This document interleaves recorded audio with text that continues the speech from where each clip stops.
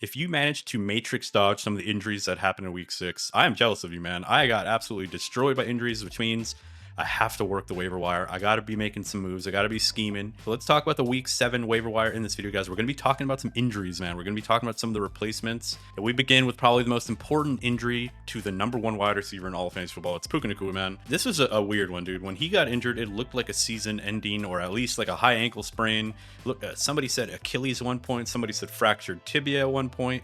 Everyone and their mom had a take on it on Twitter, but it turns out some type of ankle injury. And he ended up coming back into the game in the second half, probably ruining a lot of people's parlays or a lot of their bets because he played in the second half. A lot of people's bets were kind of didn't get voided. So Sean McVay said after the game that he doesn't really know about Puka Nacua's status. He didn't say it looks like he's not going to play. He just said they don't know, right? They have no idea what's up with the ankle. So the fact that he was able to re-enter the game, he was there celebrating with I think it was Tyler Higbee when Tyler Higbee scored a touchdown. He was on the field celebrating. He looked pumped. He looked fine. But we just don't know, man. But because of that, we want to find out if there's a replacement. There's a high likelihood that they do keep him out through the bye. Here are my thoughts, man. Jacksonville is a very big matchup. It's a big game for this Rams team, right? So they're inclined to wanting to get him back if he can play. But because they have the bye week in week 8, there's now that element of saying that maybe they want to rest him, right? So that they can sneak out, what is that, 2-3 weeks of rest, essentially? Which means we need to be prepared, man. We need to pick up his potential backup, and it's going to be Jordan Whittington. Jordan Whittington has already been playing a high amount of snaps thus far in the season. He's really just been a tertiary piece. He's a really good pass blocker and run blocker. So Jordan Whittington in this game only gets 4 targets, 3 for 23. He had one pass that was like a pretty bad drop, if I remember correctly. But here's what I think is going to happen with this Rams team, man. I'm not saying that Whittington is going to fully absorb all the Puka Nacua targets. Most of the targets are going to move to like Adams, Kyron, the tight ends. Whittington, maybe he bumps up to like 5 or 6 targets, and maybe he's a little bit more of a full-time player if Puka Nacua were to miss a game. I do remember going back to last season that Whittington was actually pretty decent in a couple of games. Yeah, like he had 8 and 10 targets in week 4 and 5 when Kupp and Nacua were both out. So let's see what happens. I mean, Devonta Adams is probably going to absorb a lot of targets and be his normal inefficient self with them. I hate the Rams, by the way, man. I'm a Rams fan, and I just hate how they're using Devonta Adams and Puka. Adams has like 10 end zone targets on the season. He hasn't done shit with them, but that means Jordan Whittington should be serviceable, should be usable. Keep in mind there are some other pieces like a Tutu Atwell, which could be someone that gets used, but for the most part, I mean, Tutu didn't even play in week 6 because of a hamstring injury. So if he's back, maybe it is Tutu, maybe it's Whittington. Tutu has been pretty productive thus far. So next we got Garrett Wilson, man. Looks like a knee injury. Garrett Wilson has been phenomenal the entire season. He gets the Patrick Surtain treatment in week 6. He's frustrated. He's yelling at the coach, and he gets injured at the end of the game, and he ends up not finishing the game. And they do have Carolina and Cincinnati on the docket after this game, which sucks if he's injured. But what do we do in his stead? What do we do as a replacement, man? I really do think you're kind of scraping the bottom of the barrel if you're going to pick this guy up and start him because, Josh Reynolds ends up getting 3 targets for 25. That's like the second most on the team in week 6. And I mean, if you were to pick up Josh Reynolds, you can just pencil him in for like, 4 catches, 11 yards. And that'll still be leading the team, right? Because, Justin Fields just looked horrible. He only threw for 45 yards. To be fair, they do play Carolina up next and Cincinnati. Much better days for Justin Fields. It's just tough to trust him, right? It's just a dude who doesn't look very good right now. So Josh Reynolds would be kind of the dart throw. I guess you can like make a case for maybe like an Alan Lazar. I wouldn't be very excited about it. He just hasn't been a high volume guy at all this season. So it's probably Reynolds that absorbs a lot of those yards, but nevertheless, man, let's move it along now. We're going to talk about Marvin Harrison. He gets a concussion. Looks like he's probably going to miss the next game. That's just usually how things work. And if he were to miss the next game, Zay Jones was someone who popped up, man. He went 8 catches or 8 targets, 5 for 79. And he was, he's been a 50% player this whole season, and then he kind of stepped into a larger role. I want to see the snap rates pre and post Marvin Harrison. Those just aren't out yet on Sleeper. But nevertheless, I think Zay Jones could be someone that is a little bit serviceable. I mean, the problem is that they play the Packers, so I'm not super excited about picking him up. Quinshon Judkins, he didn't get injured, but he might as well have been, dude. I just wanted to rant about him for a second. God damn. What happened, man? Why was he not getting fed? Why did Jerome Ford get 8 touches? Why is Jerome Ford getting like 5 or 6 targets as a receiving back? I don't get it. They should just make Quinshon the lead back, the workhorse back. Give him those 4 targets a game to help his floor. But then we got Emeka Egbuka. This one really sucks for Egbuka fans. He was, like a top 5 wide receiver so far this season. Seems like strained hamstrings is just something that happens in Tampa Bay, man. I don't know what's going on over there. And I just want to say, man, can we take a moment and give Baker Mayfield 7 blessings, man? Because this dude is looking like an MVP, and he's throwing to 2 random dudes named Johnson, Sterling Shepard, and they beat the 49ers. To be fair, admittedly, 49ers are probably the most injured team I've ever seen in my life, who are still playing great football despite that. And they even go down Fred Warner now on top of that. So Egbuka's out. Who do we start? Who do we pick up? There was a couple things happen in this game, right? There's a lot we need to make sense of with this team, right? We had Sterling Shepard pop up early in the game, but then didn't really do much. He had like a splash play where he catches like a 40-yard catch early on, or like a 30-yard catch, and then doesn't really do much the rest of the game. Cameron Johnson actually lead this team 4 for 64 after Egbuka went down. But then when it comes to Tez Johnson, he's the one who ends up making like a big, massive splat, that massive touchdown grab. He only gets 3 targets, but he goes 1 for 45. Really extends, dude. Reaches out, grabs the ball, snatches it for a touchdown. People were chanting MVP. He thought they were chanting for him. That was pretty funny. So it's honestly anybody's guess. If I had to choose one of them, it would be Tez Johnson. He'd be the guy that I'd probably go after, simply because he made a big play, right? He made a big play. He's a young, dynamic, very fast, but very small rookie. He weighs like 110 pounds soaking wet. But Cameron Johnson also had quite a lot of volume, man, and he had a lot of like splash plays. So this is one where I might want to be hands off when it comes to Sterling. I mean, Cameron Johnson doesn't even have a picture on Sleeper, dude. So this is one where I might be like hands off on all 3 guys, right? Tez, Sterling, and Cam. But if I had to take a flyer on one of them against the Detroit Lions, it would be Tez Johnson. So, maybe like a $5 to $10 bid on him as like a serviceable, flex play until people just get healthy around this Bucks team. Dude, again, man, props to Baker Mayfield. He's throwing to literally guys that they picked up off the street, man, at this point. So then we got David Njoku. Look, I dropped Fannin this week to pick up Evan Ingram and Theo Johnson. And just on cue, I've been starting Fannin all year. On cue, Njoku gets injured. Fannin gets like 10 targets again, man. Like the best game he had since his week 1, pop-off game. So Fannin goes 7 for 10 for 81 yards. I will be fair. A lot of that was in garbage time after David Njoku went down.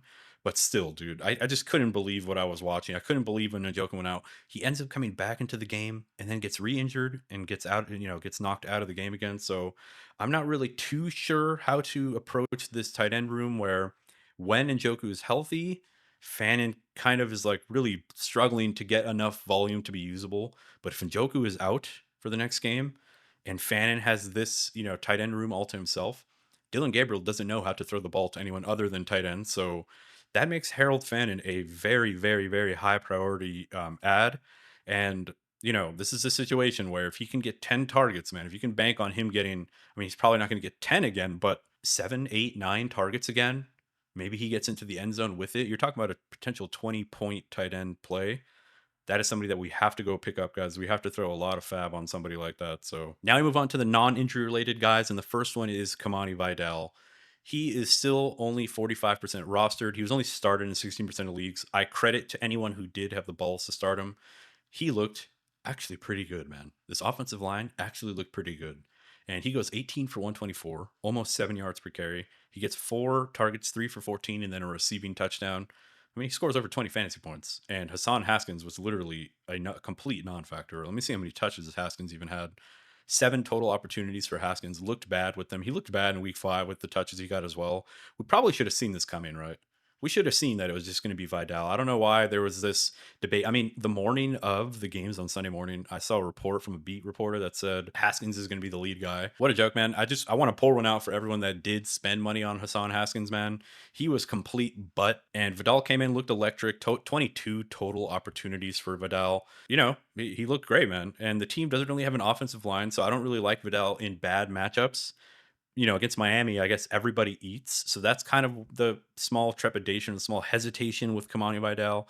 They're playing Indiana and then Minnesota, then Tennessee, Pittsburgh. So it's not like the easiest schedule moving forward. But if he's going to get this much usage on a Justin Herbert, Greg Roman team, you have to spend a lot of money for him, man. I saw a report that said Omari and Hampton looks like he's going to be out for more than the 4 weeks of IR. So you have to spend quite a lot of money if he's still available. In most leagues, he was in like competitive leagues, he's probably picked up. But if not, that is the guy that you need to pick up this week. He's the number one top priority. Spend 30% plus, man, because he's going to potentially get you, fantasy winning weeks, right? If you pop him into your flex, he's going to get you like RB2 numbers. Next, we got Bam Knight. Also, another surprise report in the morning that he was the starter, that he supplanted Michael Carter. Michael Carter just looked bad on tape. He's always just kind of been like a whatever meh running back. And he was declared the starter. He actually gets out touched by Michael Carter, I will say. Michael Carter had 14 opportunities, while Bam had, what is that, 13? But Bam gets the goal line work, and he gets most of the red zone work. So Bam seems to be the guy to bet on if you wanted to pick up somebody, but just keep in mind they do play Green Bay coming up. So I saw also another report that said DeMarcado was going to be a big part of their game plan, and then he gets injured during the game. So that also adds another wrench into this, right? If DeMarcado is healthy, is he going to have a lot more work? Is he going to take work away from Michael Carter? He had an ankle injury. We don't really know how serious it is. So the fact that he was still a part of the game plan after he fumbled the ball right before the goal line in the last game, in the game in week 5, kind of insane to me. But go and pick up Bam Knight, dude, because if he's going to be the goal line back, that is something that's pretty valuable. Just remember, don't start him this week against Green Bay. Kendrick Bourne, 52% rostered. A lot of people started him as a spot start, and he was great yet again.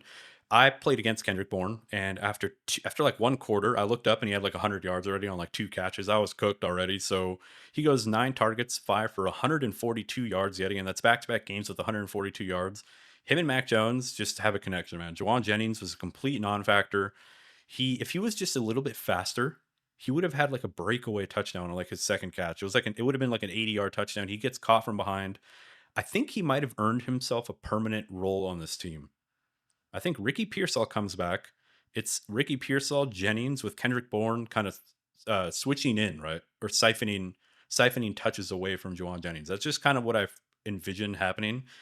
Unfortunately, Kendrick Bourne is probably not going to have the same type of upside once Pearsall is back, once Jennings is a little bit back up to speed and he's not so heavily injured. I mean, Jennings is rolling around there like in a wheelchair, dude. The guy has like 5 broken ribs, a shoulder, an ankle. Jennings is just absolute 1 HP at the moment, and Kendrick Bourne has just been capitalizing. So pick him up, and as long as Pearsall is out and Jennings is banged up, I think Bourne is still going to be startable, man, for a while. So he's like a priority wide receiver ad, in my opinion. Next, we move along to Van Jefferson. Why is this guy on this list? You might be wondering. He gets 6 targets for the Titans, 4 for 75. Ridley obviously gets the hamstring injury. I probably should have kept Fan in the injury section. Look, man, with all due respect to Cam Ward, but he is hot garbage, dude. Through 6 games, he's probably one of the worst quarterbacks of all time, according to me and my eyeballs, dude. Look, Calvin Ridley goes out. There were some moments where Cam Ward looked okay when they went hurry up offense at the end of the game, where he was just like, first read, dumping it off as fast as he can because there was so much pressure on him the whole game. And Van Jefferson ends up being one of the higher targeted players on this team. If I remember correctly, I think Chig Okonkwo had more targets. Let's see. He had the same. He had 6 targets, 4 for 46. Chig Okonkwo is actually also not a bad pickup. If you are down horrendous at the moment, if Ridley is going to be out for an extended period of time, Okonkwo is going to siphon some of those targets.